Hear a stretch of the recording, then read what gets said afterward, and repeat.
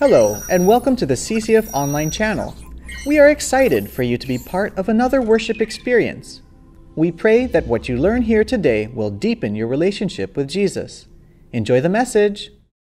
Magandang gabi po sa inyong lahat at pinagpalang, dakilang, Kristong punong-punong Pasko. Okay ba sa inyo? Well, praise God. Pakibati niyo po yung katabi niyo ng Merry Christmas. Ayan. Tayo kayo. Batiin nyo yung nasa likod. Kasi pagka pinatingnan ko sa likod, tatalikuran kayo eh. So, tayo na kayo. Yan. Minsan lang natin to gagawin. Total Pasko naman. Praise the Lord. Di ba? Alam niyo po, napakalaking pagpapala po sa atin na tayo po'y makapagdiriwang ng Pasko. Dahil sa napakaraming taon na hong nagdaan, alam niyo po ba na ang Pasko ay pinagdiwang lamang noong 336 AD. Kasi hindi ho yan kasama sa mga pagdiriwang ng mga Christians. Kanya kasi ang Pasko ho, nung una, ito po'y pagdiriwang muna ng mga pagano. Alam niyo po ba yon? Ang kanilang sinasamba, si Saturn. Kaya mayroon silang tinatawag na pagdiriwang ng Saturnalia. Nagsisimula po yan ng ika-17 ng Disyembre hanggang sa ika-23. Nagdidiwang siya, bibigayan sila ng regalo. Pagdating nila ng 25, pinagdiriwang nila yung sinasamba nilang Diyos na si Mitra. Ang tawag diyan, Sun, the unconquerable sun, ang hindi masakop na araw. Ganun po.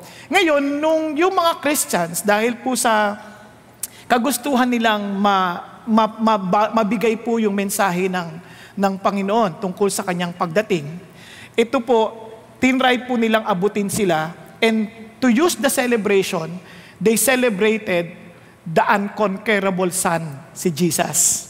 Okay? Ngayon, kaya ho baka magtaka kayo, bakit itong mga Christian nagse-celebrate ng Christmas eh? Hindi naman dapat. Alam, sa totoo lang, sabi sa Bible, may mga tao na sa isang araw, mas higit sa ibang araw, pero lahat basta gagawin mo kay Kristo para sa Panginoong Diyos, yun ay kalwalatian sa Kanya. Okay? Kaya kung tayo nagdiriwang dahil naging kasanayan na lamang, sayang naman. Wag sana. Kasi pag gano'n ang ating estilo o gano'n ang ating lifestyle, ibig sabihin, nagdiriwang lang tayo for the sake of celebrating because it was a pressure of the society, tayo na lang po pareho na lang din ng mga pagano. Nakuha ninyo?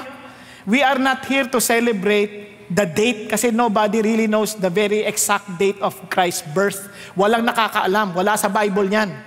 Ang sineselebrate natin, Jesus Christ came. Okay po? Ngayon, ito maganda. Bakit tayo nagbibigayan? Because God Himself showed us, for God so loved the world that He gave His only Son. Kung siya nga nagbigay, sabi niya, gusto ko rin kayong matutunang maging mapagbigay. Ito yung isang bagay po. Huwag nating maging mapagbigay dahil Pasko lang. Gaging lifestyle na natin ito. Pagkatapos ng Pasko, maging mapagbigay pa rin tayo. Okay ba yan? Parang lumungkot kayo bigla, no? Ang sakit na nga sa ulo magbigay ngayon eh. Hindi kasi nape-pressure tayo. Pero yung maging normal yon, yung lifestyle mo na magbigay, dapat yun ay parang normal na pamumuhay natin. Hindi yun, masaya yun, masaya. Mamaya papaliwanag sa inyo. Alam niyo, tuwing Pasko, syempre nagbibigayan, ano ha? Tama? Nagbibigayan. Merong isang lalaki, binigyan niya yung asawa niya ng diamond ring.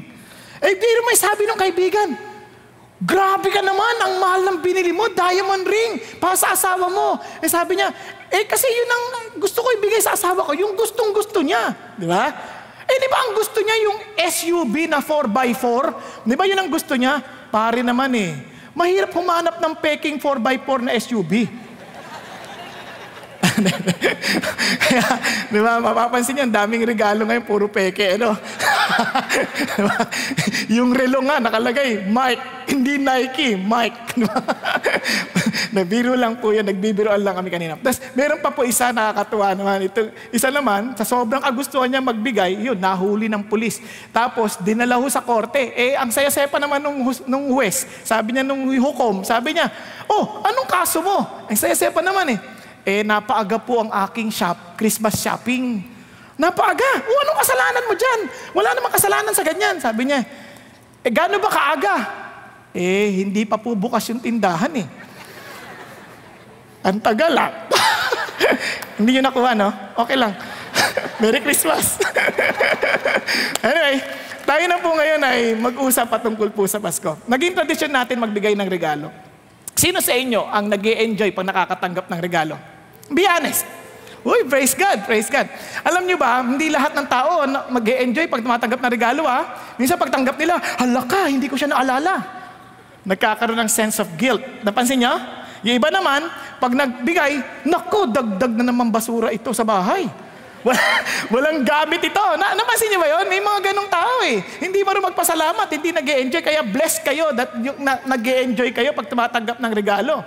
Yung iba naman, pagka nakatanggap ng regalo, talagang, syempre, nagse-celebrate sila o kaya naman sinasabi nila, naku, paano na to sa susunod na taon? Mahal yung nabigay niya, dapat taasan din natin yung bibigay natin. So it becomes a pressure. But supposing, sabihin ko sa inyo na meron akong regalo sa inyo, na makapag-solve ng pinakamatindi niyong problema sa buhay. Yung regalo na to, hindi lang basta makakapag-solve ng problema mo, ito pa ang tutugon sa pinakamatinding sakit ng damdamin na naranasan mo sa buhay. Your deepest hurt.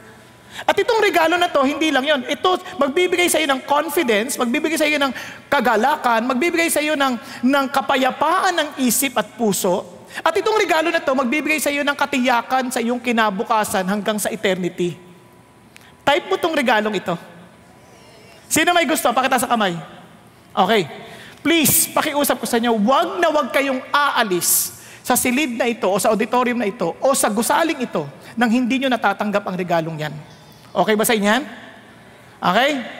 Kaya makinig kayong mabuti. Ang matulog, walang gift. Okay? Okay? Maliwanag? Okay, pakinggan natin na mabuti. Kaya ito po, tingnan natin itong regalo na ito. Ito po ay napaka-importante. At binalutan ho ito ng Diyos. At itong sabi niya, the record of the genealogy of Jesus, the Messiah, the son of David, the son of Abraham. Napansin niyo po ba, ito pong pasimula ng sulat ni Mateo. Ang si Mateo po, para maintindihan ninyo, siya po ay isang tax collector. Ang tax collector ay hindi po katanggap-tanggap yan para sa mga taga-Israelita kasi parang traidor yan. Ngayon ito sinulat niya kasi siya po ay sumunod sa Panginoong Hesus. At ang sabi niya, ito ang talaan ng mga salinlahi ni Jesus. Sa madaling salita, itong Jesus na ito ay isang historical figure. Okay? Ito po ay hindi ito isang katang-isip lamang. Hindi ho siya parang fairy tale. Naintindihan natin. Kasi yung mga fairy tale, naglaging pasimula niyan, once upon a time. Tama po? Kasi kung ang fairy tale po yan, ibig sabihin yan po ay inspirational. Pero ang Pasko po is more than inspirational. Ito po ay isang declaration ng isang katotohanang nangyari sa kasaysayan na kailangan ng desisyon ng isang taong nakakaalam. Naunawaan po natin. Kaya sabi niya, this is the genealogy of Jesus. Now look at this, the Messiah. Ito po yung napaka-importante kasi ito po yung inaasahan, lalo na ng mga Hudyo ng mga panahon na yon who understood the Old Testament prophecies, the Old Testament prediction. Sabi ganoon, eto, darating si Jesus, the Messiah. They didn't even know that si Jesus yon. They were expecting the Messiah. Ano ba ibig sabihin ng Messiah? Pag sinabing Messiah, siya po yung anointed one. In the Old Testament, ang ina-anoint, priest, kings, and prophets. Yung priest, siya yung magre-represent sa iyo sa Diyos. Okay? Hindi ka pwedeng lumapit sa Diyos kasi. Kailangan may priest na lalapit para sa iyo. Yung prophet naman, siya naman yung magbibigay ng mensahe mula sa Diyos para sa iyo. Dahil hindi yung maririnig Ngayon yung king, siya yung inanoint ng Diyos to govern para isakatuparan yung palatuntunan ng Diyos sa isang bayan. Nagkakaintindihan po tayo. Lahat ng yan na kay Jesus, pansinin po natin. Sabi ng Bible, bilang Christ. Sabi niya, una, patungo sa Diyos. Sabi ni Jesus, I am the way, the truth, and the life. No one comes to the Father but through me. Wala raw makaparoroon sa Ama, kundi sa magitan ni Jesus. Pakisabi sa katabi mo. Siya lang ang paraan. Ibig sabihin, He is the only way to the Father. Walang ibang paraan. Now, sabi niya, siya rin din yung paraan ng Diyos patungo sa atin. God, after He spoke long ago to the fathers and the prophets in many portions and in many ways, pansin niyo, sabi niya, in this last days has spoken to us in His Son. Ang paraan ng Diyos para makipag-usap sa magitan lamang ng anak. whom He appointed heir of all things, through whom also He made the world. Tapos sabi niya, and He is the radiance of His glory, the exact representation of His nature, and upholds all things by the word of His power. When He had made purification of sins, He sat down at the right hand of the Majesty on high, and He will rain power for us. Ano sinasabi sa atin dito? Sabi niya, ito si Jesus. Now listen to this. This is something important. Kung itong Jesus na to, totoo, at itong Paskong ito na ating pinagdiriwang, yung kanyang pagparito, magdidesisyon tayo kung susunod tayo sa kanya o hindi. Kasi kung hindi siya totoo, wag natin siyang pakinggan. Walang kwenta lahat ng kanyang pinagsasabi. Kasi lahat ng yon kalokohan. Pero kung siya'y totoo at tanging paraan lang sa Diyos, kapag may iba kang paraan, kawawa ka naman. Ibig sabihin, mali yung sinusundan mo. Ganun kaseryoso ito. Kaya nga sabi ni Jesus, tinan nyo hindi lamang siya yung paraan ng Diyos patungo naman sa atin. Ang sabi niya pang ito, that you keep the commandment without stain or reproach until the appearing of the Lord Jesus Christ. And who is this Jesus Christ? Which will bring about at the proper time, He who is the blessed and only sovereign, the King of kings, the Lord of lords, who alone possesses immortality, dwells in approachable light, whom no man has seen or can see. To Him be honor and eternal dominion. Amen. So ano ibig sabihin ng lahat ng ito? Ito si Jesus, ito yung pinagdiriwang natin, yung kanyang pagdating. Naintindihan? Siya ang hari ng mga hari, Panginoon ng mga Panginoon. Anong dapat daw sa kanya? Lahat ng karangalan, lahat ng, sabi niya, walang hanggang kaharian ay sa kanya. Anong ibig sabihin yan sa iyo at sa akin? Gisingin mo yung katabi mo, sabi, mamaya magpupuyat tayo ulit. Pag-isipan niyo mabuti, anong ibig sabihin yan sa iyo ngayon? Alam niyo, itong malungkot na maraming tao, sabi, hindi, gusto ko yan, si Jesus, okay yan, maganda yan. Pero sa totoo lang, relax ka lang. Pero what does it really mean to you when you say that He is the King of kings? He is the Lord of lords. Halimbawa, sa Old Testament, kapag naglilingkod kang nakasimangot sa hari, pinupugutan ka ng ulo. Pag nakikitang gaganong-ganong ka, parang naantok-antok ka, naglilingkod ka sa hari, pugot ulo mo. Yung iba sa inyo, pugot na ulo niyan. Listen to this. Sa lahat ng ginagawa natin, if He is the King of kings, how will you serve Him? Yun ang tanong eh. Tama ba?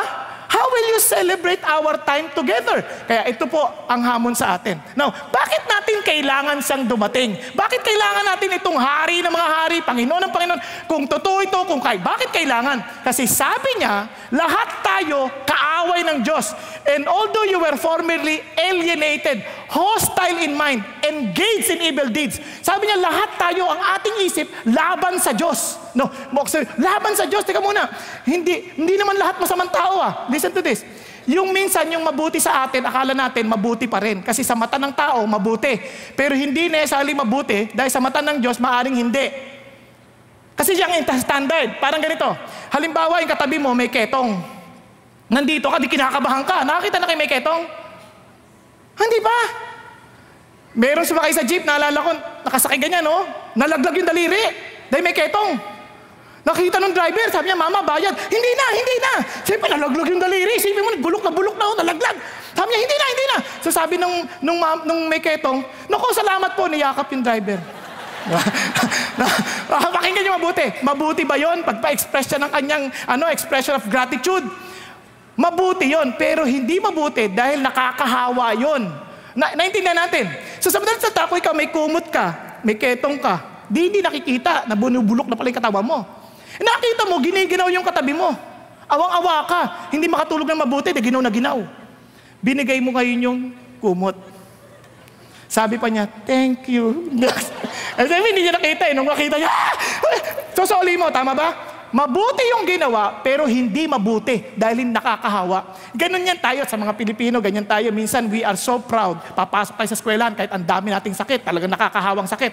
And sakit, pakiramdam natin, diyan ko pinapakita yung aking totoong passion sa pag-aaral, yung aking dedication. Pero totoo lang, wala ka kasing malasakit sa kapwa mo. Kaya ka pumapasok, nakakahawa ka. Tapos yung mahahawaan mo pa, yung bagsakin. Lalong bagsak na. Tanong ko sa inyo, mabuti, masama? Hindi. Masama yun. Kaya sinasabi ng Diyos, our mind are hostile, full of evil deeds. Kasi Diyos ang nakakaalam kung tama yung ginagawa natin o hindi. Tayo nga mismo, hindi natin mismo alam kung ano yung tama at saka mali. Naintindihan niyo po ibig sabihin? No, tuloy tayo. Tingnan niyo.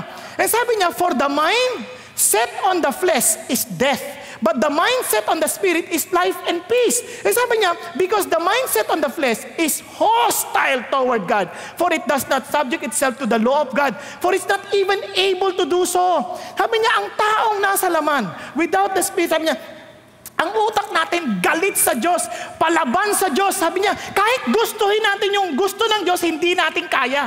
Sabi nga ganoon, and those who are in the flesh cannot please God. Hindi niya pwedeng maluwalhati ang Diyos.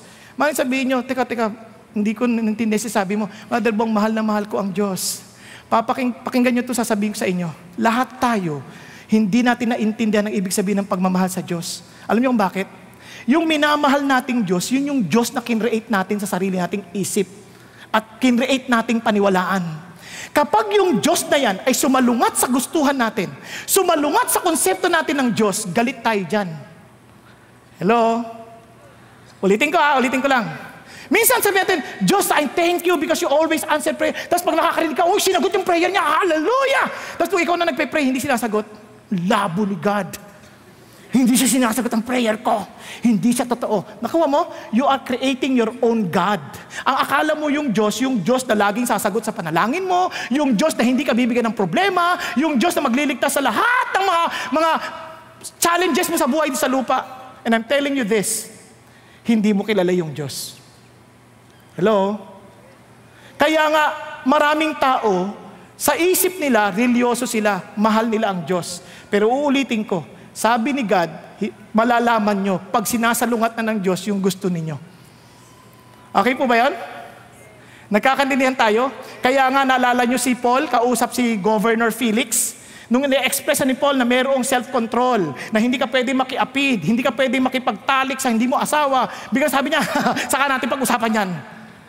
Type niya na si God, pero nung pinag-uusapan na yung mga bagay na, ayoko yan, huwag natin pag-usapan yan. Biglang atras na. Kaya marami dito pagkaganyan, alam mo, pag maghingi ng payo, naranasan ko na ho yan maghingi ng payo. Alam mo, Pastor, kasi ganito, Pastor, nakikisama ako, hindi ko siya asawa. Di ba, pinatawad na ako ni Lord?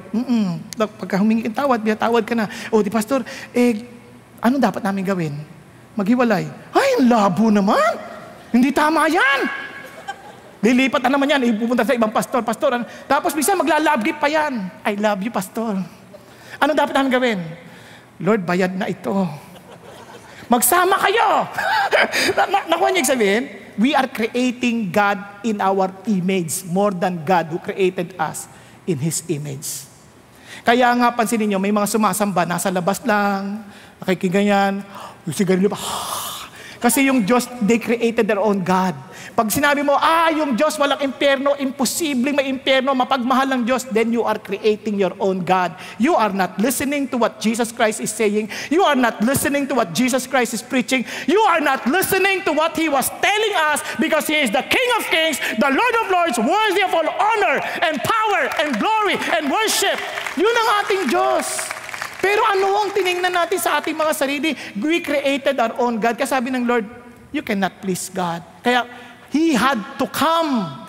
He had to come because even if we want to, He had to come. Kaya alam niyo bang mayroong consequence ito? Ano sabi ng Diyos? For the wages of sin is death. Sabi niya, sino dito magtatrabaho? Okay. Pag nagtrabaho kayo, may bayad yan. Tama ba? So, bawat gawin mo may bayad. Sabi ng Diyos, yung kabayaran ng kasalanan mo. So, anong kasalanan ang posibleng naiisip mo?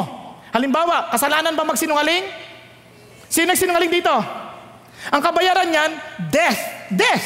Kaya mapapansin ninyo, sa physical area pa lamang, wala pang spiritual, lahat namamatay. Tingnan mo yung katabi mo. Hindi ko sabihin patay na yan. Kasi sabi ko, yan, kahit ano pang kalusog, kung gaano pa siya kalusog, kahit ang gandang katawan yan, mamamatay yan.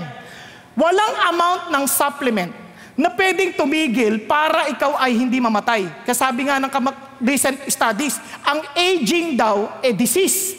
Ang totoo niyan, hindi mo mapipigilan aging.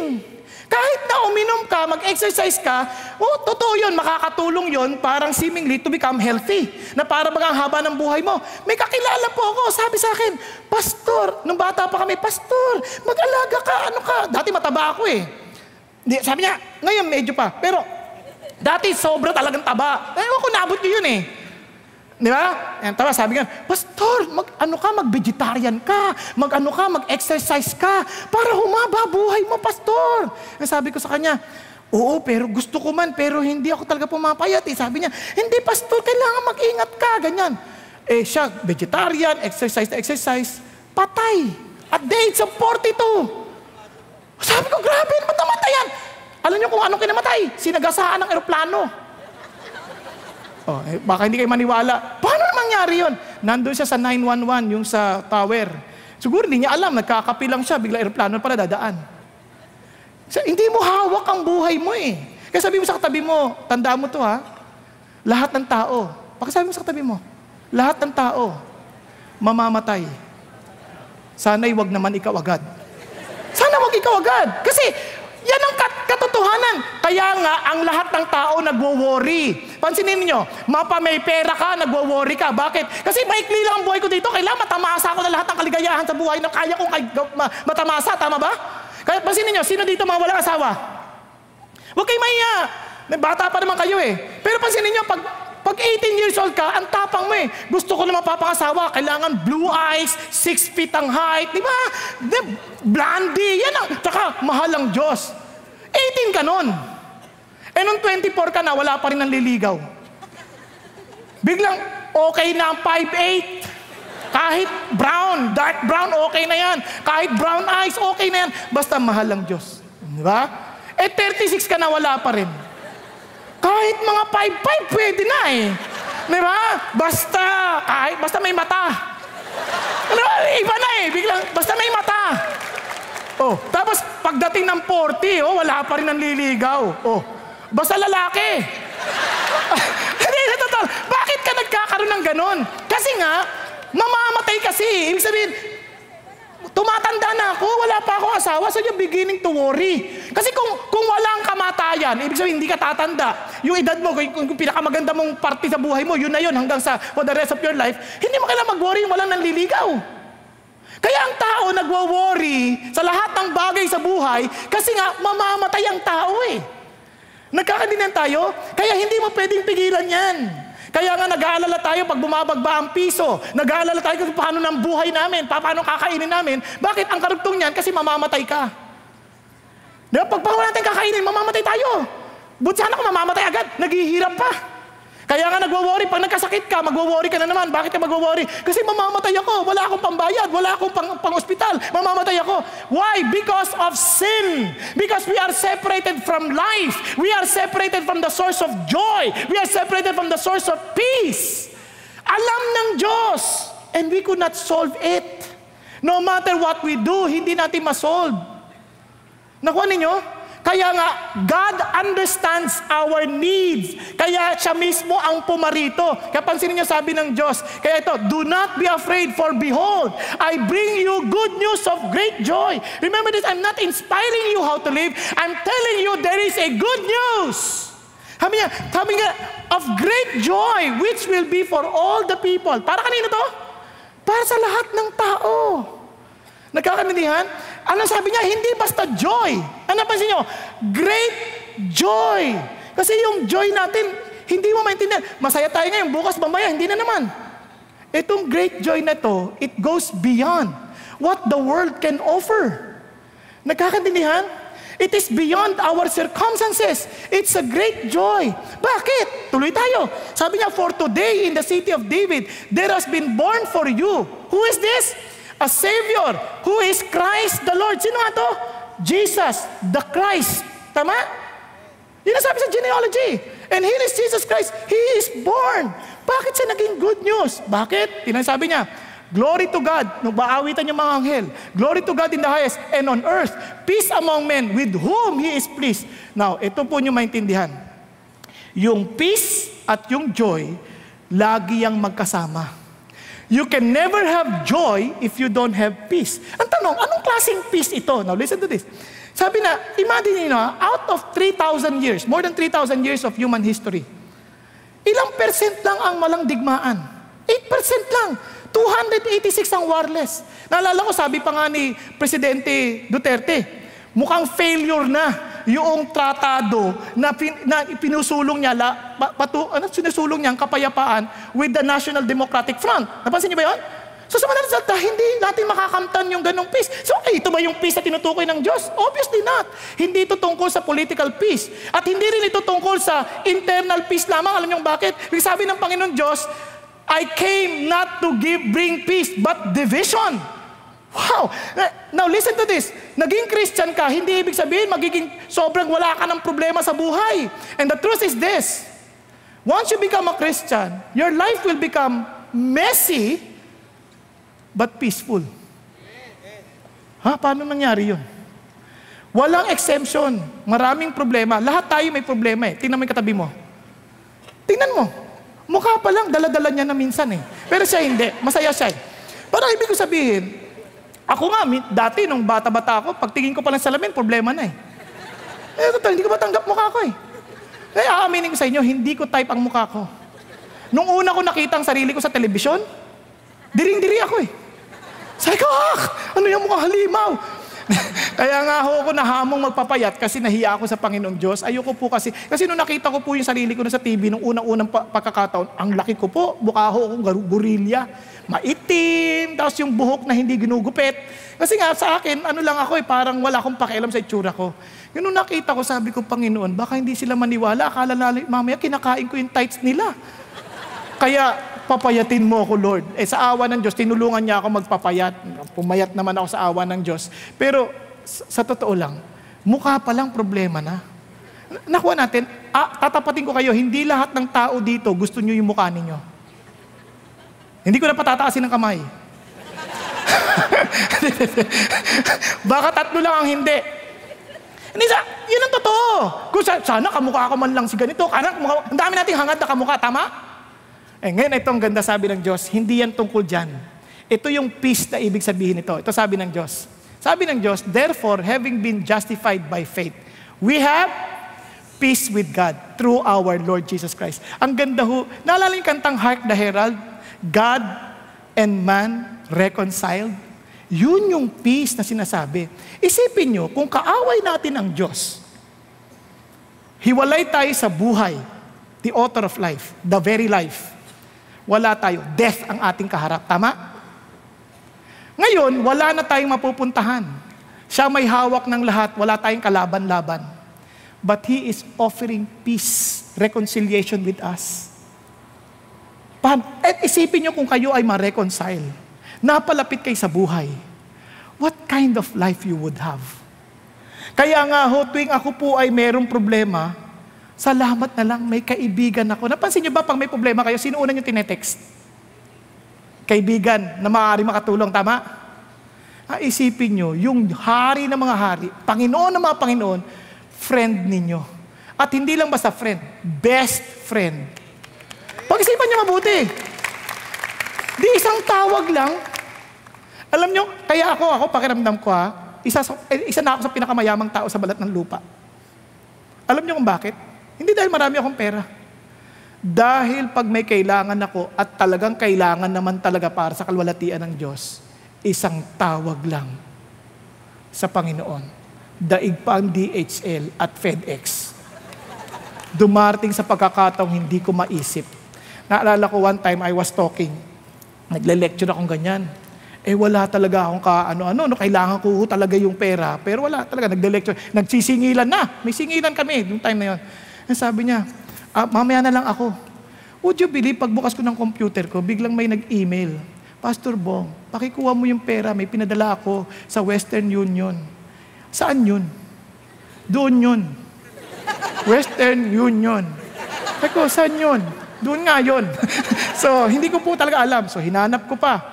Pagpunta ko doon, hindi ko alam paano kumuha ng pera doon. Sabi ko, sino ba itong nagbibigay na ito? Tinik ko pa sa email. Tapos sabi niya, kunin nyo, ito po yung reference number. Tapos tinanong sa akin, taga saan po yan? Ay, malay ko. Sino yan? Ay, malay ko rin. Kaano-ano nyo? Hindi ko kilala. Sabi niya, kailangan nyo malaman yung address. Naku, tinignan ko ulit. Buti na lang, nandoon din, binigay na. Sabi nung kasama ko, grabe si God. Pag nagpadala ng uwak, grabe. On time. Nagkakaningan tayo? Saan ka nakahanap ng ganyan? Alam nyo, sa totoo lang, kayo rin available sa inyo yun kung kaibigan nyo siya. Hindi ko sinabi, uy, wala akong pera. Minsan yung walang pera, lalo nag-e-enjoy kayo magkaibigan. Naalala nyo yung mag-asawa? Nandun sa McDonald's, sabi bumili, isang order lang. Sabi nung batang lalaki, sabi niya, pinagmamasdan niya, isang order. So sweet na sweet yung mag-asawa. Sweet na sweet. Sabi nga na, Sir, ang sweet niya naman, ang tatanda niyo na. That's the blessing of God. Ganyan pa, sabi ganun. Tapos isang order lang ang binili. Pinagmamasa ng bata, sabi niya, Sir, if you don't mind, I will buy you another order. Sabi niya, no. We share in everything. We share in everything. Ang sweet naman talaga nito. Ito na. Sabi niya, di ka makain na. Yung lalaki kumakain, nanonood na yung babae, nakaganyan lang, oh. Sabi niya, Sir, naawa naman ako sa kanya. I really want you to treat you. I want to buy another order. No. You don't understand. We share in everything. And sabi niya, tapos na yung lalaki, kalahati, iniwan niya na para sa babae. Inom naman siyang ganyan. Tapos sabi, ano pang hinihintay mo? She's waiting for the teeth. Inantay yung ngipin. Kaya sila sweet eh. Sa matitinding pangangailangan, sama pa rin sila. Alam nyo, pakinggan nyo mabuti. Ang totoong saya ng buhay, wala sa karamihan ng possession. Naintindihan? Tandaan nyo sa biyahe, hindi sa haba, hindi na susukat ng kilometrahe. Sinusukat yan kung sinong kasama mo. Isipin mo kung nagbabiyahe kayo, magkagalit pa lang kayo, mula elevator, hanggang parking, magkagalit na kayo, naglalakad kayo.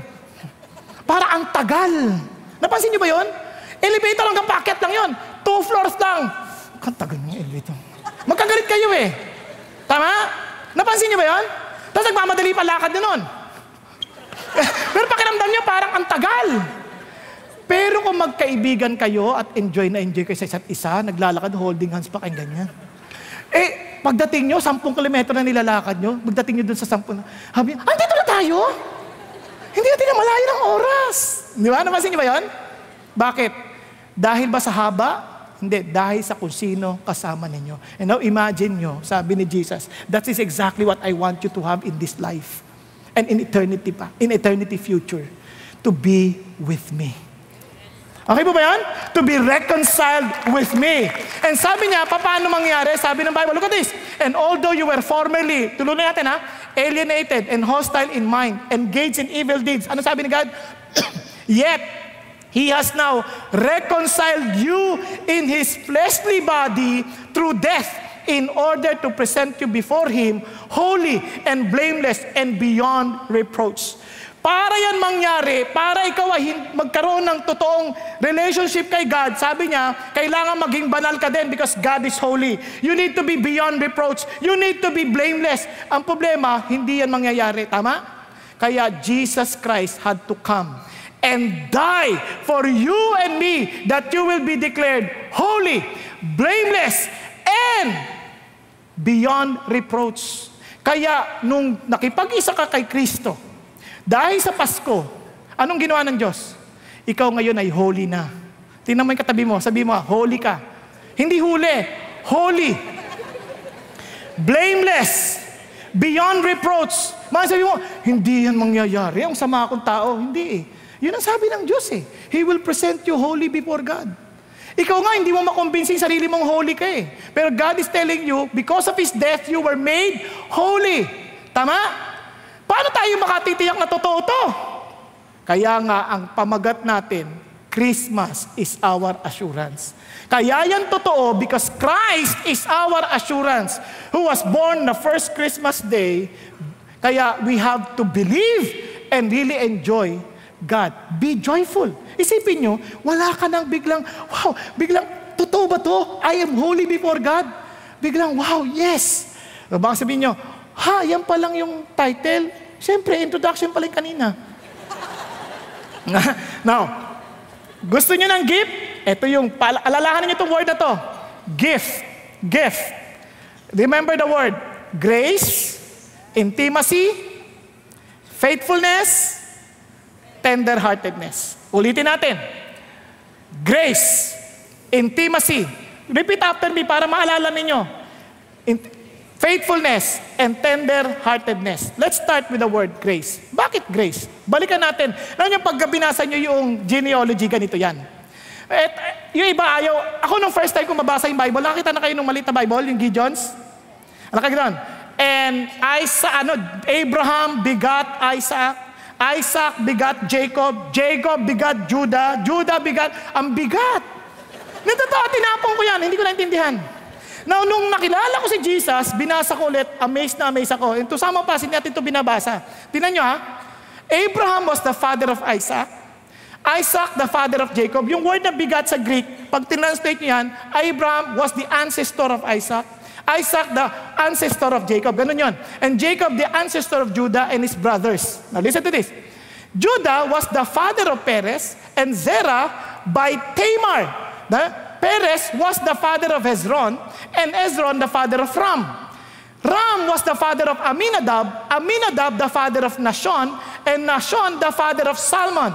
And sabi niya, Salmon was the father of Boaz by Rahab. Lagi niya, Boaz was the father of Obed by Ruth, and Obed the father of Jesse. Now listen, pagdating sa verse 6, Jesse was the father of David, the king. David was the father of Solomon by Bathsheba, who had been the wife of Uriah. Ano napansin ninyo? Here is Matthew wanting to present Jesus as the Messiah. Dapat kung gagawa ka na rin lang naman ng resume, dapat alisin mo na lahat ng mga makakasira sa kanya. Tama ba?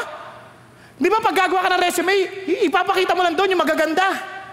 Naintindihan ninyo? Naalala ko meron pong nasilya electric ang mama sa uncle niya, sa generation niya, yung mama, nasilya electric ka. Sabi niya, paano ko lalagay sa resume ko ito? Sabi niya, sa sobrang kagustuhan ng uncle ko na maupo sa isang upuang na pinrovide ng government institution. Sabi niya, kumapit siya doon ng mabuti hanggang sa ikinamatay niya na ito. Hindi sinabi na sila elektrika. Ang sinabi niya, ang haba-haba pa. Para papaganda lang yung resume. But dito kayo matutuwa, bakit niya ginawa yun? Pansinin niyo ha, sa lahat ng resume, ang mga binanggit, babalikan lang natin. Tingnan niyo yung sinabi natin. Una, sabi niya, sabi niya, Judah was the father of Perez and Zerah by Tamar. Bakit kailangan si Tamar? Now, balikan ba natin? Si Ram, verse 5, Salmon was the father of Boaz by Rahab. Bakit may Rahab? Boaz was the father of Obed by Ruth. Now, pakinggan nyo mabuti. Tapos ito pa. Sabi niya, Jesse is the father of David. David was the father of Solomon by Bathsheba. Napansin ninyo, may mga babae. Now, listen to this. Sa mga Hudyo, ang mga babae, outcast.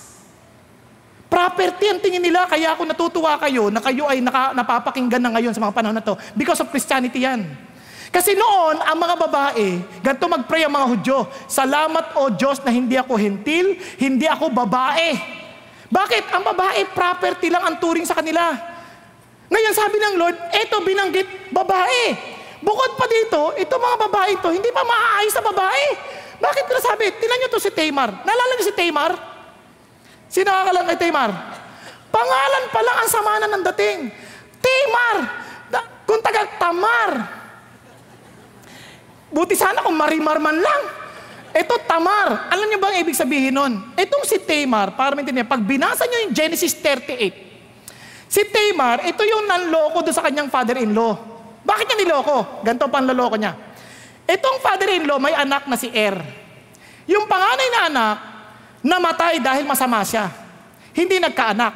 Ngayon, sa kanilang kultura, dapat sasaluhin nyo na nakababatang kapatid. Para hindi mawala yung kanyang pangalan, yung karangalan ng kanyang pangalan. Si On, di dapat bibigyan ng anak. Ayaw. Ginawa niya ng paraan para hindi magkaroon ng anak. Ano nangyari? Patay din. Sa takot ni Judah, baka mukhang malas tong babae na to Lahat ng anak ko namamatay So yung anak niyong bunso, ayaw nang ibigay. Sinabi na sa kanya, sige bibigay ko sa iyo. Kasi bata pa, kaya hintay mo muna tumanda-tanda. Tumanda na, hindi pa rin binibigay. Ang ginawa ni Tamar, nalaman niyang itong si Judah pupunta sa templo, nagkunwaring temple prostitute. Naalala niyo yung kwento? Tapos, sabi niya, para ano yan, bigay mo sa akin yung staff mo, bigyan mo ako ng guya, tapos, sabi niya ngayon, pagbalik mo, babalik ko sa itong mga staff mo. And sabi niya, sige. Sa madalit salita, nabuntis siya ng sarili niyang father-in-law. Bakit siya kasama dyan? Nagkakaintindihan? Kung tayo nga ayaw natin sumama, pag nalaman nyo, halimbawa lang nalaman nyo katabi nyo, yan, alam mo yung babae yan, ano yan, asawa ng ibang lalaki yan, hindi yan ang asawa niya. Tsaka iba-ibang lalaki siya naman yan. Anong sasabihin mo? Kadiri naman to, bakit nagsasimba dito yan? Bakit sumasamba dito yan? Tapos pataas-taas pa ng kamay, kadiri. Di ba ganyan minsan ang attitude natin? Hello? Yung iba nga nakakita lang ng suot na napaka-ikli. Grabe naman yan, nag-worship, ang ikli ng damit yan, grabe naman, grabe. Hindi mo nga naisip na baka nasabit yan sa elevator, napunit Basta hinusgahan mo na lang Nakuha ninyo, ganyan tayo. Si Tamar pa. Lalo na ito, si Rahab. Sino si Rahab? Naalala nyo si Rahab sa Joshua? Naalala nyo yung pinakawalan niya yung mga espiya? Ano si Rahab? Prostitute. Isipin niya, prostitute kasama dyan. Tapos ano pa? Ito, si Ruth. Ano si Ruth? Kilala si Ruth, mabait yan. Pero, Moabita. Naalala niyo mga Moabita? Sila yung nag-cause ng kasalanan sa mga Hudyo para parusahan sila ng Diyos. Kaya sabi ng Panginoon, walang Moabita, walang Ammonite na papasok sa templo ng Diyos. Sabi ng Diyos yun. Kaya, pero, si Ruth nakasama. Ito pa, si Bathsheba. Naku, kilala niyo si Bathsheba? Si Bathsheba, yan yung mahilig maligo. Bathsheba? Naalala, kaya nga nung naliligo yan, sa lahat naman ng lugar, doon pa sa lugar na makikita siya ni David. Kaya sabi doon, sino yan? Naliligo. Sabi ni David, naku, kanino asawa yan? Ang pinakamalungkot, sabi niya, itong asawa ito, na isa sa dakilang mga mandirigma ni David, si Uriah. Si Uriah kasama sa 30 na kaibigan ni David. Nung hinahabol si David ni Saulo, yan ang isa sa mga tagapagtanggol niya, si Uriah. Pero, inagawan. At dahil doon, namatay yung unan lang anak, kaya si Solomon ang kapalit. Kasama doon sa linya ng Panginoong Hesus. Bakit? Gustong sabihin ng Diyos sa ating lahat ito. Kahit anong sama mo, yan ang dahilan kung bakit naparito si Jesus. Naintindihan ninyo? Maaaring kasi iba sa atin sabi, ay naku, masama ako, imposibleng baguhin pa, imposibleng maging banal ako sa harapan ng Diyos. Hindi sabi ng Diyos, sa totoo lang, kahit ano pa, ikaw pang maituturing na sukdulang sama, sasabihin ko na sa'yo, yung biyaya ng Diyos ay kayang sakupin yan. Naintindihan? Now, listen to this. Kayo ba kung makakita kayo ng isang terorista dito sa loob na to, kakaibigan ninyo? At nalaman yung terorista, kakaibigan ninyo? Hello? Sino kakaibigan? Terorista. Tingnan nyo, hindi nyo kaya. Ano sabi ni Paul? It is a trustworthy statement, deserving full acceptance. Karapat dapat tanggapin that Jesus Christ came into the world to save sinners, among whom I am foremost of all. Bakit foremost of all? Kasi terorista si Paul. Pinapapatay yung mga Christians. Pinahuhuli yung mga Christians. At ang lahat ng kinalaban niya, yung pang dumusunod sa Diyos. And look at what he was saying. Ako na ang pinakasukdulang sama, pero niligtas ako. Di lalo na pa yung iba. Maaring sabihin ninyo, sobrang babaero ko, mapapatawad pa ba ako ng Diyos? Pakigising mo yung katabi mo. Oo, kahit babaero ka kamo. Nagulat ako, babaero. Hindi, sa totoo lang. Ako mapapatawad pa ng Diyos. Naintindihan mo ba, Pastor, na ang dami kong kasalanan? Oo. Ako rin, makasalanan tulad mo. Mapapatawad pa ako ng Diyos? Oo. Pastor, hindi mo alam, nakapatay ako Mapapatawad pa rin ba ako? Oo. Naalala mo si David? Naalala mo si Pablo? Pastor, ang dami ko pong nagawa Ang dami-dami. Tawad ka rin. Yan nga, kaya nga nagdiriwang tayo ng Pasko Dahil Jesus Christ came to show us the grace of God that gives assurance of forgiveness. Nakakaintindihan? Kanina nga, kinikwento ni Pastor Peter. Grabe, naiyak ako nung sinikwento ni Pastor Peter. May nagpa-counsel sa kanya lalaki. Alam nyo, marami na ako narinig yung lalaki nagluluko. Ito ang nagluluko, babae. Nagpa-counsel, alam nyo ba, nung nagtapos ng counseling, lipas ng ilang panahon, Yung lalaki, tinawagan pa ho yung babae. Sabi niya, wala kang magagawa para magbago pang pag-ibig ko sa iyo. Yung babae, ayaw makipag-iwalay sa boyfriend. Isipin niya, ayaw makipag-iwalay sa, pero itong lalaki, sabi niya, kahit anong pang gawin mo, mahal kita, sabi niya, at pinatawad sa biyaya ng Diyos. Alam niyo, yung babae, bumalik sa lalaki. Paglipas sa ilang panahon, tinanong siya, bakit mo nagawa? Hindi ko naintindihan paano kahibang na sumama ako sa ibang lalaki. Ninaya ako ang aking asawa. Pero yung kapatawaran na naramdaman ko, ibang klase. Hindi ko nakuha eksaktong salita. Narinig ko lang kanina, medyo nakatulog din ako eh. Hindi, biro lang. Para sabihin ko lang sa inyo, kapareho niya lang din ako. Nakuha ninyo? What I'm trying to say is this, ganun eksaktong sinasabi ng Diyos. Pinapako na siya, ng mismong ililigtas niya. Ang sabi niya, Father, forgive them, for they do not know what they are doing. Pakisabi mo sa katabi mo, walang bagay na magbabago sa pag-ibig ng Diyos para sa iyo. Pakisabi mo, ayaw mo ba siyang kaibiganin? Sabi mo, ulitin ko, walang bagay na magagawa kang magbabago ang pag-ibig ng Diyos sa iyo. Yan tawag dyan, grace. Ibig sabihin ng grace, hindi ka karapat-dapat, pero ibinigay sa iyo. Nagkakaintindihan? Now, tuloy tayo. Sasabi ng Bible, tingnan nyo naman, for the wages of sin is death, but the free gift of God is eternal life in Christ Jesus our Lord. Kaya bakit? Dahil sinabi ng Diyos, pinatawad ka na. No, itong ganda. Hindi lang tayo pinatawad ng Diyos. Kunyari, ang bawa ganito. Kunyari, nagkasala ka sa akin. Ang bawa lang, di maganda yung ginawa mo sa akin. Nasabi sa kanya, alam mo, pinatatawad na kita, pero kung pwede lang, huwag tayo magsama ha. Huwag kang lalapit sa akin, pwede? Ha? Pero pinatawad na kita. Huwag kang magalala, hindi na kita papatayin. Pero kung pwede lang, malayo-layo ka sa akin, ha? Huwag kang lalapit sa akin. Pwede naman yun eh. Nagkakaintindihan tayo. Pero ang Panginoon, ibang klase. May salitang intimacy. Bakit? Tinanong nyo ha. Sabi ng Bible, she will bear a son. And you shall call his name Jesus. For he will save his people from their sins. Sabi niya, ililigtas siya sila.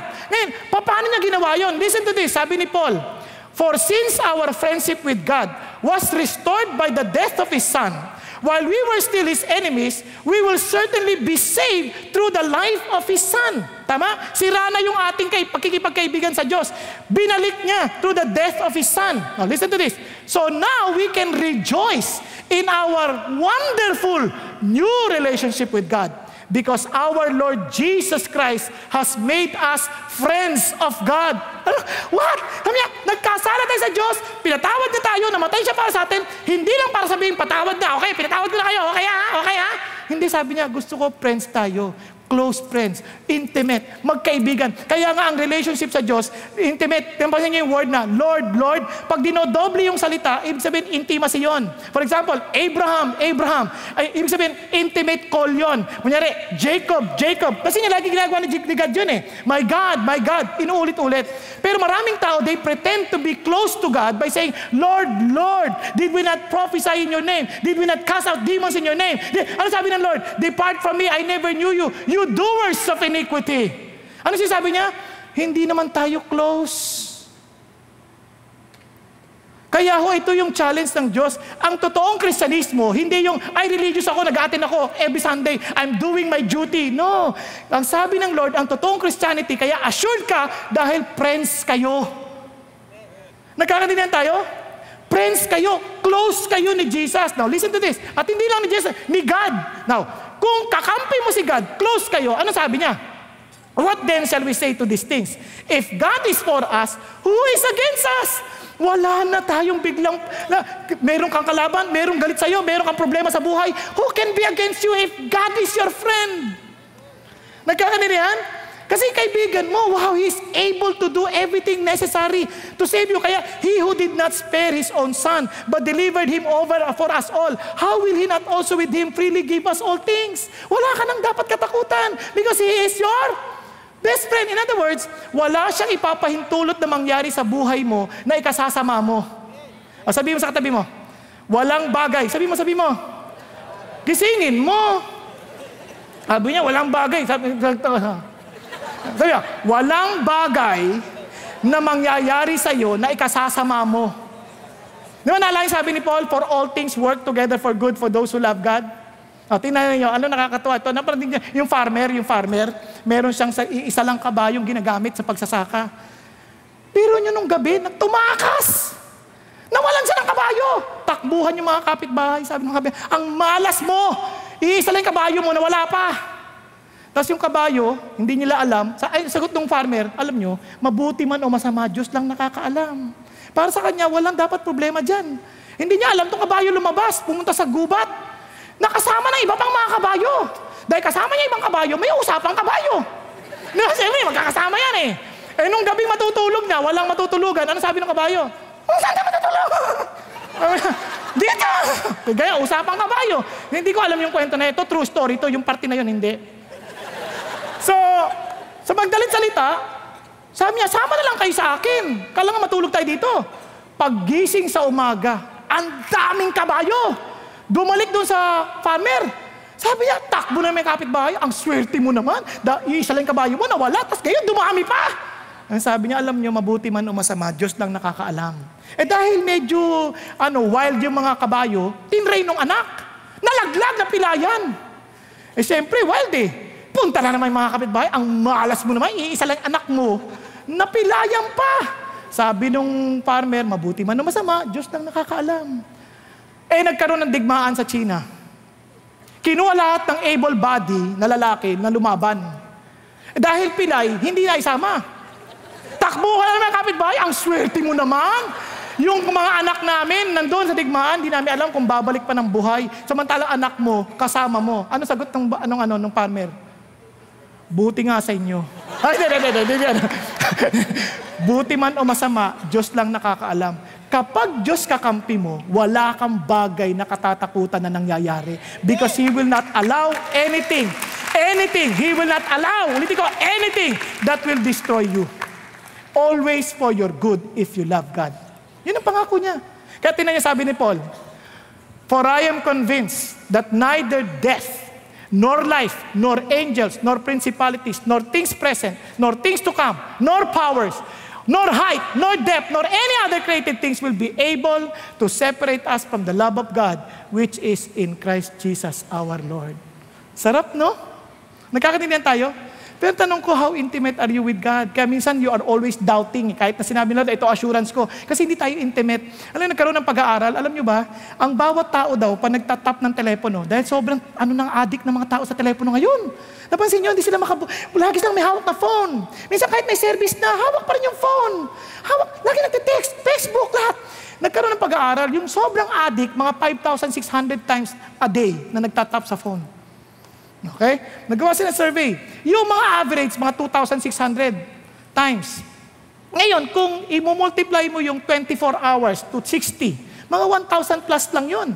So in other words, almost every 30 seconds, ginatap mo yung cellphone. Kahit tulog ka, tinatap mo. Ibig sabihin, sobra kang sa phone. Ang tanong, how often do you tap God? Are you tapping God every minute? Ang malungkot na realidad, ang dami sabi, Christian, but they've never been intimate with God. Hello? Sino dito yung mga may girlfriend? Girlfriend or boyfriend? Pakita sa kamay, huwag kayo maya. Huwag kayo maya. Kahit kayo may asawa na, natanong ko sa inyo, di ba tawag kayo ng tawag? Di ba lagi niyong tinetext? Hello? Tama? Tama ba? Huwag kayo mag-alala pag asawa niyo na hindi na kayo tatawagan. Tawag. Text and text. Bakit? You want that intimacy. And God is telling us is this. Kung kakampi mo si God, tiyak, yung pangako niya, ibibigay niya sa'yo. Dahil totoo siya. At paano ka nakatitiyak? Dahil faithful si God.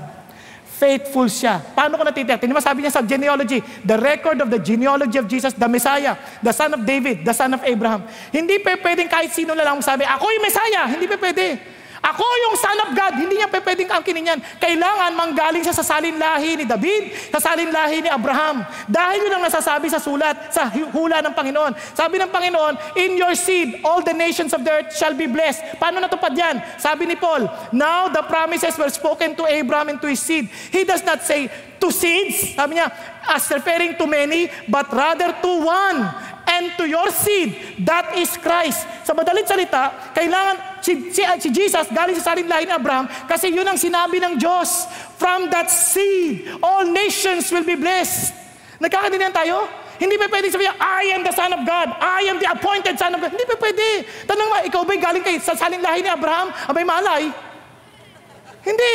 Nakuha ninyo? Hindi obra. Ngayon, tinan nyo, hindi lang yun. Kailangan, saling lahi na ni Abraham, saling lahi pa ni David. Pwede ka naman kay Abraham, pero hindi kay David. Kaya ito sabi ng Panginoon, when your days are completed, sabi niya kay David, you lie down with your fathers. I will raise up your descendant after you. You will come forth from you, and I will establish his kingdom.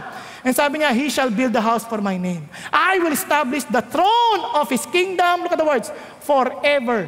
Noon pa man, sinabi na, David, mula sa lahi mo, itataguyod ko ang kaharian ng walang hanggan. At saan nangyari yan? Sabi ni Isaiah, kinonfirm niya, for a child will be born to us, a son will be given to us, and the government will rest on his shoulders. Kasi yung sinasabi niyang kaharian na yun, siya yung mag-govern. And his name will be called Wonderful, Counselor, Mighty God, Eternal Father, Prince of Peace. And sabi niya, and there will be no end to the increase of his government or of peace. And on the throne of David and over his kingdom, to establish it and to uphold it with justice and righteousness. From then on and forevermore, the zeal of the Lord of hosts will accomplish this. Sinong gagawa niyan? Si Jesus. At alam niyo kung gaano ka-importante yan? Kasi si Jesus, noong palang nahulog ang tao sa kasalanan, ito na sinabi ng Lord, and I will put enmity between you and the woman, referring to the devil, and between your seed and her seed. Ano pansin niyo? Kaninong binhi? Binhi lang ng babae. And he shall bruise you on the head, and you shall bruise him on the heel. Walang taong pinanganak ng binhi lang ng babae. Laging may binhi ng lalaki. Tama ba? Tama ba? Paano mangyayari yun? Kailangan binhi lang ng babae. Kaya sabi ng Bible, balik tayo sa genealogy, sabi ng Bible, and behold, the virgin shall be with child, and shall bear a son, and they shall call him Emmanuel, which translated means, God with us. Ano sinasabi ni Lord? Siya lang ang sagot. Kaya nga, kailangan virgin birth. Hindi pwedeng dumaan ng lalaki sa magitan lang ng babae. Hindi yan matutupad ng sino man. Si Jesus lang. Okay po ba yan? Nasusundan ninyo? Now, tuloy tayo. Kaya sabi ni Paul, but when the fullness of time came, God sent forth His Son. May timing. Sa madalit salita, mula sa simula hanggang sa huli, si Lord alam niya na yung mangyayari. Siya yung nakakaalam. Ilang taon yan binibilang? 1,000 taon, 4,000 years. Binilang yan bago dumating ang Panginoon. Lahat yun natupad. Bakit? Sinasabi ng Diyos, I am able, I am faithful to my promise, I never forget what I say, and I will accomplish it. Kaya nung sabihin ng Diyos na you will be reconciled with Him because of Jesus Christ, ang sinasabi niya, gagawin ko yun, tutuparin ko yun, dahil pangako ko yun, at kaya ko yung gawin. Nagkakatindihan? Kaya pag pinangako ng Diyos sa iyo, huwag kang mawalan ng pag-asa. Bakit ka mo? Kasi tinupad niya yun eh. Naalala ko may isang babae umiiyak, binabautismohan yung nanay niya. Sabi niya, ba't ka umiiyak? 19 ko pong pinapanalangin, 19 na taon ko pong pinapanalangin ng nanay. Nung 10 taon, suko na ako, ayoko na. Tapos sabi ng Lord, pray ka pa rin. 15 years, wala pa rin. 18 years, ayoko na. Nung 19th year, tumanggap ang nanay ko sa Panginoon. Kaya nung binabautisman, iyak ako na iyak kasi suko na ako eh. Totoo pala ang Diyos. Sumasagot sa panalangin. Ilang taon mo na pinagpe-pray yun? Si Abraham, ilang taon ho? 25 years bago nagkaanak. Kuba na ho. 90 plus not 100. Biro mo, buntis ka na rito. Buntis ka pa sa likod. Ano sinasabi ng Diyos? Wala kasing imposible sa Kanya. Pag sinabi niya at gagawin niya, walang imposible sa Diyos. Amen po? Panghawakan mo yun. Walang imposible sa Diyos. Now, listen to this. Now, tingnan niya. Kaya sabi ng Bible, ito po, napaka-importante. Because you are sons, God has sent forth the Spirit of His Son into your hearts. And crying, Abba, Father. Therefore, you are no longer a slave, but a son. And if a son, then an heir through God. Alam niyo, kung totoong Christian kayo, si Jesus nasa inyo, you will call upon God as your Father. Kaya automatic ang epekto ho sa atin na lumalapit tayo sa Diyos. Kaya ho yung mga tao na walang kagana-ganang mag-pray, walang kagana-ganang makipag-usap sa Diyos, baka wala ang Espiritu ng Diyos sa iyo. Hello? Napansin niyo ba yon? Ano una niyong ginawa nung kayo po ay naging Christian? Bigla niyong gustong malaman paano mag-pray? Gusto niyo malaman paano magbasa ng Bible? Gusto niyo makinig? Bakit? May uhaw na hindi niyo maintindihan nilagay ang Diyos sa puso ninyo. Na tanging Diyos lamang ang nakakapuno. Okay po? Nakakaintindihan?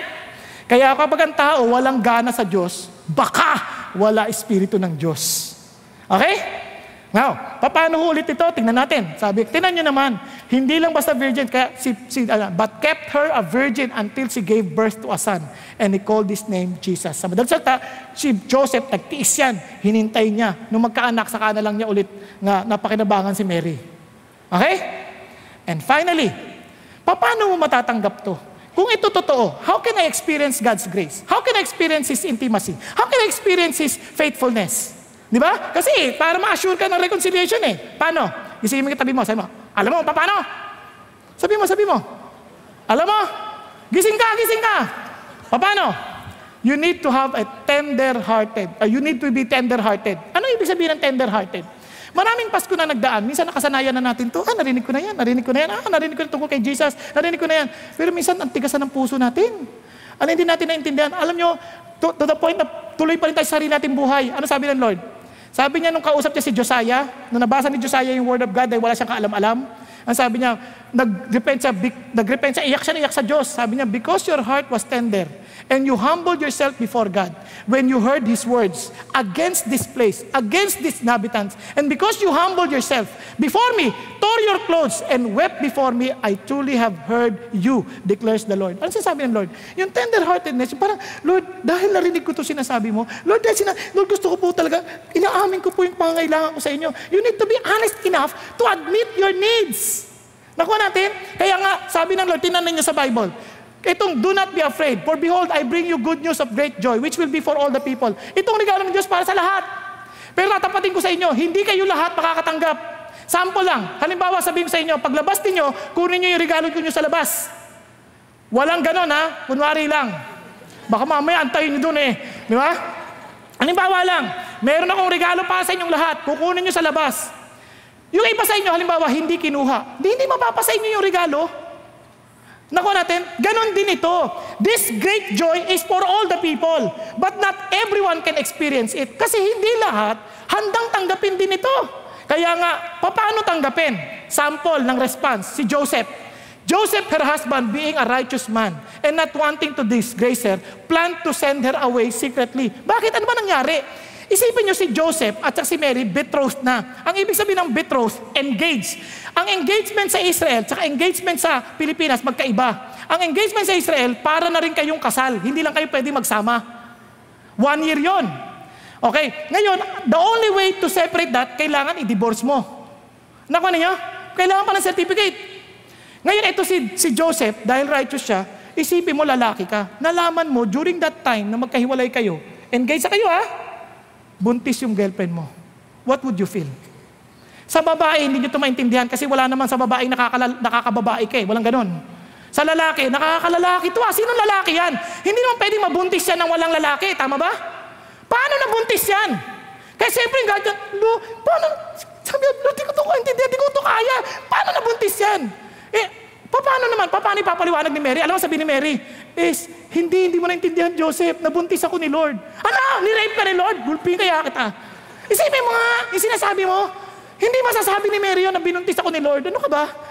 Parang, nakuha niyo ba yung sabihin? So ito, hirap, sabi niya, ito si Joseph ng Lord, ang labo nito. Kasi pwede naman niyang ipapatay na si Mary kasi pag nalaman na buntis yan, pwedeng stone to death yan. Kaya sabi niya, talagang, wag na lang, dahil righteous siya, wag na lang. Ano sinabi niya?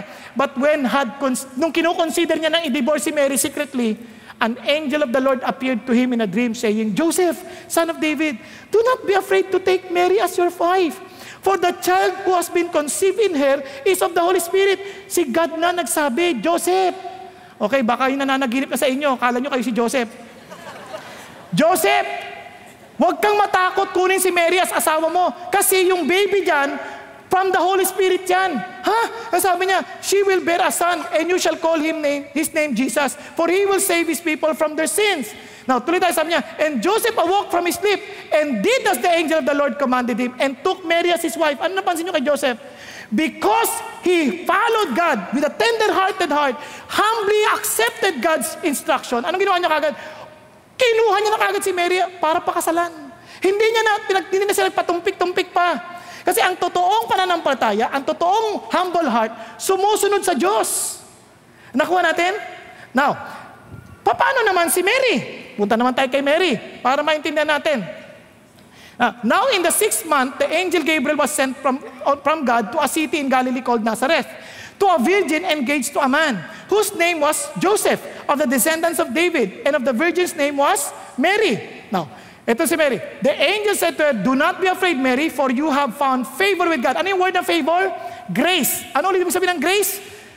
Undeserving. Sabi niya, Mary, hindi ka karapat-dapat dito, pero I'm telling you now, God gave you this grace. Kaya pinili ka niya, hindi dahil sa karapat-dapat ka, kundi ikaw lang ang napili ng Diyos to be His instrument. Nagkakanindihan tayo. Kaya sabi niya ganoon, you have found favor with God. Sabi ni Mary, paano mangyayari yan? Look at this. And Mary said to them, how can this be since I'm a virgin? Magkakaanak ako. Paano mangyayari yun? Virgin nga ako. So, ibig sabihin, hindi naman to parang si Mary, okay, good. Hindi. Teka muna, ang dami repercussion yan. Puntis ako, wala. Virgin ako. Pangalawa, pwede ako mapahiya, mapapatay ako. Laging kahihiyan yan. Sa panahon natin, yung mga babae minsan, hindi na nahihiya na nabubuntis bago ikasal. Kaya pansin nyo yung dating kanta, Here comes the bride, all dressed in white. Nalala ninyo? Proud na proud sila yan, naka-veil yan. Just to show that they're pure. Eh ngayon, ano na? Here comes the bride, 3 months inside. Napansin nyo ba yun? Nakakatakot sa mga dating na panahon. Here comes the bride, baby beside. Nasa katabi na. Hindi, alam nyo, hindi ko sinasabing napakasama yung tao. Mali yun. Kanya lang, during that time, laking kahihiyan yun. They can be stoned to death. Nagkakadinihan? Ngayon, hindi ko sinasabing hindi na nakakahiya ngayon, ha? Ang sinasabi ko, kasalanan pa rin yun. Now, listen to this. Paano yan? Ano sabi ng anghel?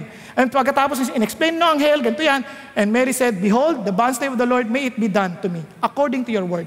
And the angel departed from her. Ano sinasabi ni Mary? Lord, napaliwanag niyo sa akin kung anong gusto ng Diyos. I totally surrender. Hindi ko na kailangan ipaliwanag pa kay Joseph. Suko na ako. Ano man mangyari sa akin, suko na ako. Yun ang sinasabi niya. Ang punto niya dito, kahit anong consequence, Lord, todo ako dito. Todo ako dito. So ano ibig sabihin? Now listen to this. Ito ang sinasabi ng Diyos.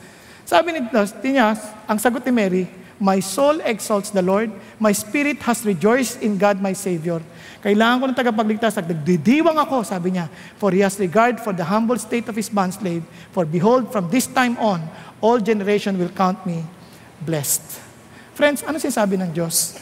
Itong regalo ng Diyos ay para lamang doon sa mga taong humble. Alam nyo, nung bata ako, sabi na, ang Christmas para lang sa mga bata. Nag-a-agree na po ako ngayon. Alam nyo bakit? Sabi ng Bible, truly I say to you, whoever does not receive the kingdom of God like a child will not enter it at all. Alam nyo, hindi ko sinasabi magbulag-bulagan ka. Ang sinasabi ng, after that God has explained it to you, after that you have heard this, anong tama mong response? Kung totoo siya, at siya yung hari ng mga hari, and He's the only way to God, at hindi siyang pinangahawakan mo, saan ang punta mo? Nakuha natin? Pero, kung hindi naman siya totoo, ay huwag kayo mag-aksaya ng panahon. Sayang. Huwag nyo aksayahin na magtipon-tipon dito, magbasa ng Bible. Huwag nyo nang sayangin ang buhay nyo. Kasi nungalingan naman eh. Ang problema, paano kung totoo? At ako naniniwalang totoo. Dahil itong pinakamatibay na mayroong credential o credibility na sinusundan pagiging ng kasaysayan. Nakuha natin. Kaya nga ho, anong dapat mong tugon? Magpakumbaba sa Diyos. Kaya sabi ng Bible, come to me all who are weary and heavy laden. Simple lang. Gusto niyo matest? Kung talagang nasa Diyos, sa Diyos. Nararamdaman mo ba parang pagod na pagod ka na, trying your best to be pleasing before God? Trying your best to be sure that you will go to heaven when you die? Na tinatry mo pero lagi ka nagfe-fail? Nararamdaman mo na ba yun? Kaya sabi ng Lord, alam mo, lapit ka na sa akin kayong mga napapagod at nabibigat ang lupa. And sabi niya, kunin niyo aking pamato, and you shall learn from me. Ano ibig sabihin ng pamato? Kasi yung timbangan, dalawa. Kailangan magsabay tayo. Ibig sabihin, kung magkaibigan na tayo, kasi how can two walk together if they do not agree? So you have to agree with me, and I will direct you. Sasama ka sa akin, sama tayong dalawa. Tama? So in other words, if you follow and you submit to God, you walk with Him. Yun ang totoong friendship. Hindi yung He will walk with you. You are to walk with Him. Okay ba yan? Now, tingnan nyo itong pangako niya. Learn from me, for I am gentle and humble in heart, and you will find rest for your souls. For my yoke is easy and my burden is light. Ulitin ko, kung ang regalong ito will solve your biggest problem, which is sin, which is death, will solve your deepest hurt, will give you assurance of eternity, will give you as in joy and peace. Itong gift na to, tatanggapin mo.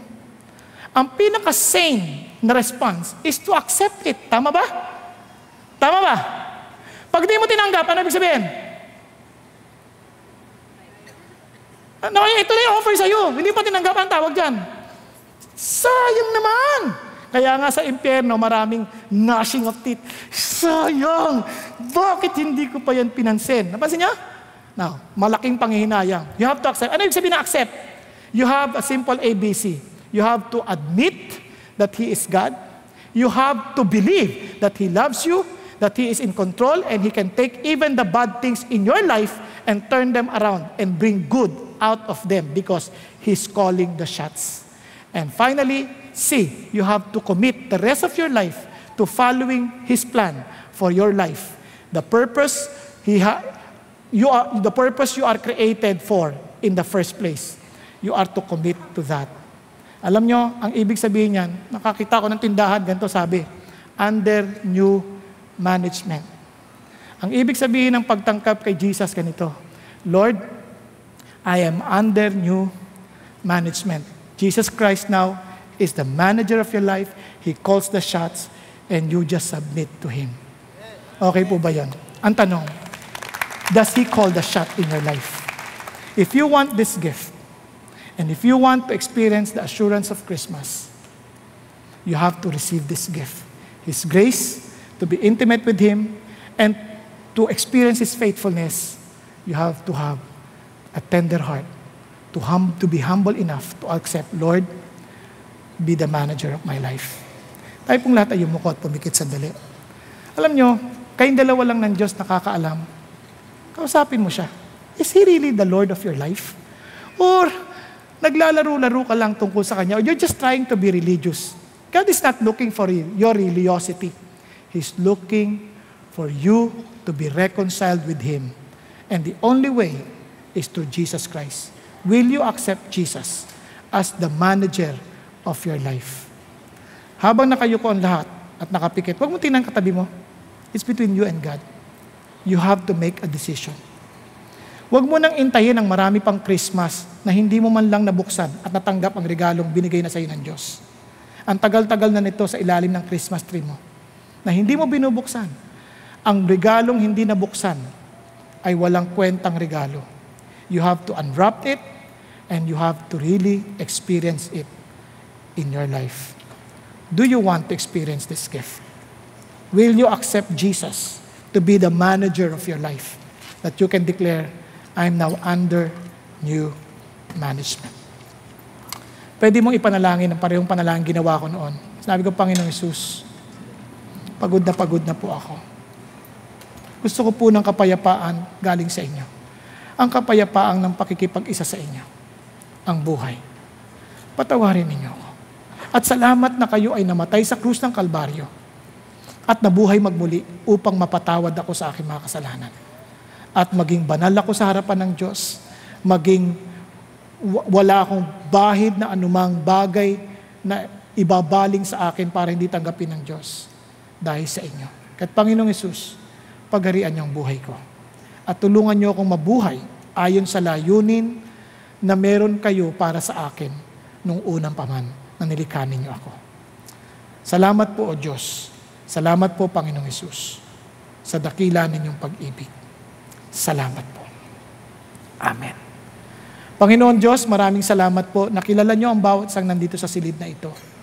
Pahintulot niyo po, Panginoon, na ang bawat isa bago umalis sa lugar na ito, na tunay pong buksan ang regalo ninyo sa kanila. At ang kanilang mga puso upang tanggapin ang regalong ito nang walang pag-aalinlangan. Dahil kayo ang tanging pag-asa namin ng kinabukasan at kaligtasan sa kawalang hanggan. At kayo ang tanging daan patungo sa Ama. Salamat po, Panginoong Hesus, na kayo ang aming pinagdiriwang sa araw na ito. Amen at amen. Maraming salamat po at Merry Christmas sa inyong lahat. Jumpstart your spiritual journey by joining an online or offline small group. Go to ccf.org.ph/dgroup. Worship together with us via live stream here at 9 a.m., 12 noon, or 3 p.m. Philippine Standard Time. Join us at stream.ccf.org.ph. Want to find a CCF near you? Check us out at ccf.org.ph/locations. We are so excited you were able to join us today. God bless, and see you next time.